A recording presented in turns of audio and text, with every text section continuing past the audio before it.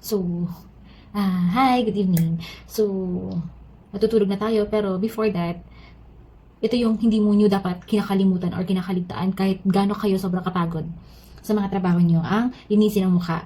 So, yung skin type ko is a oily, very sensitive, acne-prone skin po.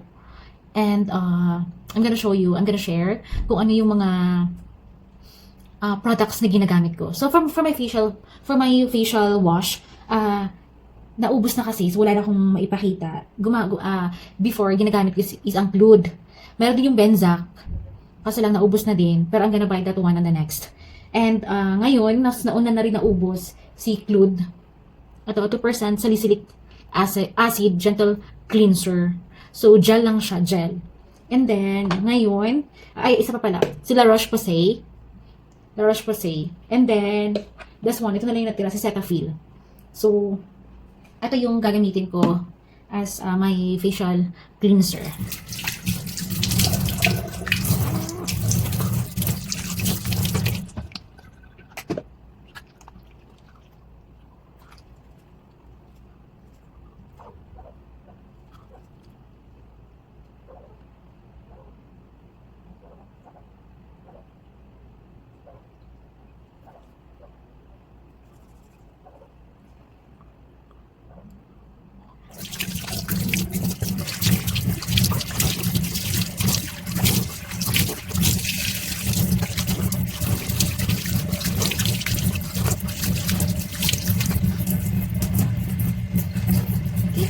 I think I'm done.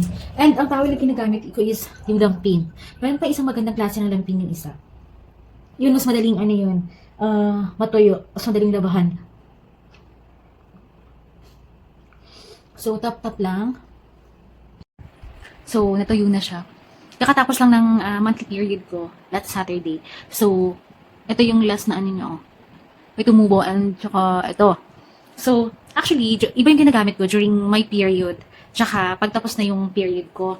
I have 3 serums. Salicylic acid, 2% again, from Revox. And then, niacinamide. Ito pang pangalawang bote ko na to. And, I have also vitamin C Revox, 20%. And, retinol. Wait, I'm gonna explain it later.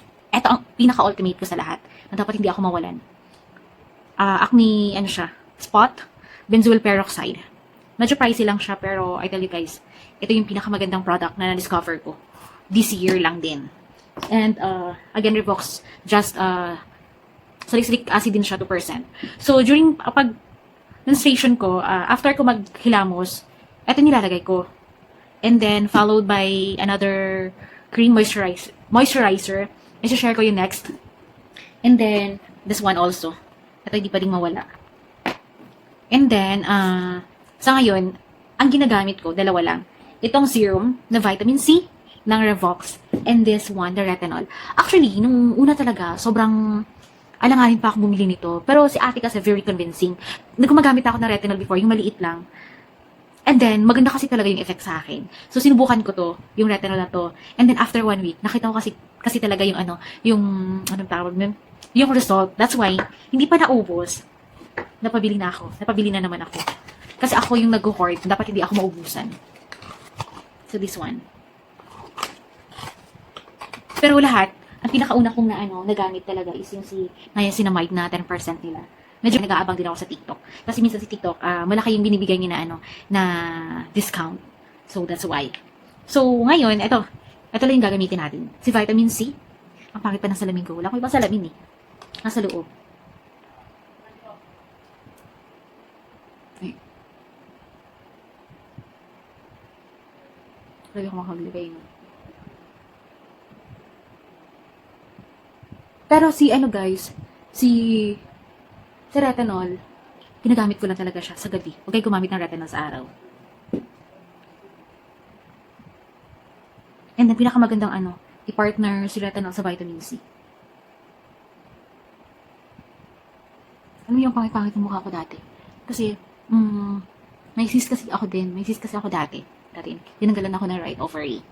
So, walang tigil yung pimples ko din. Kailangan lang natin alagaan talaga ang sarili natin. Right? Iba tap lang. And then, pag matuyo na siya. Antay natin saglit. So, sobrang dami ko ng sobrang daming products ko lang na-try, sinubukan. And then, dito na ako nag-settle talaga. Basta pag, kayo, yung mga acne prone yung skin nyo, mas maganda gumamit ng, nung may mga salicylic acid. Yes. Ito ang pinakagusto ko. Meron din siya yung naubos na kasi. Yun yung pinakauna naubos. Benzac na moisturizer. Maganda din siya. Tsaka yung Benzac din na, nakalimutan ko kasi anong pangalan nun eh. Yun naman, CeraVe. CeraVe ata yun. Yeah. Tapos na ba? Meron pa konti.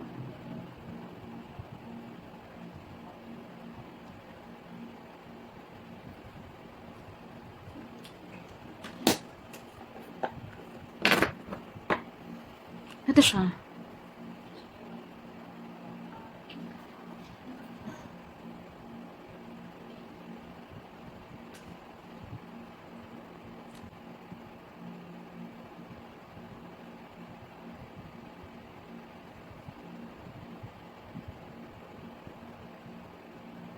Ang tagal yung maubos, actually. More than 1 month ko nang ginamit. Hindi pa nga ako nangalahati. Sa bagay kasi, tuwing gabi ko lang din naman siya ginagamit.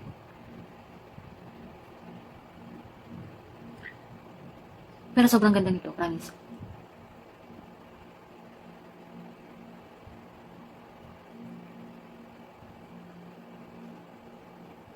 Isang linggo ko pa lang siyang na-try. Kaya napabili na ako kagad. May another one.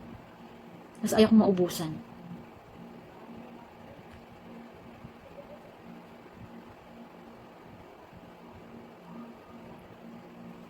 So, I think that's it.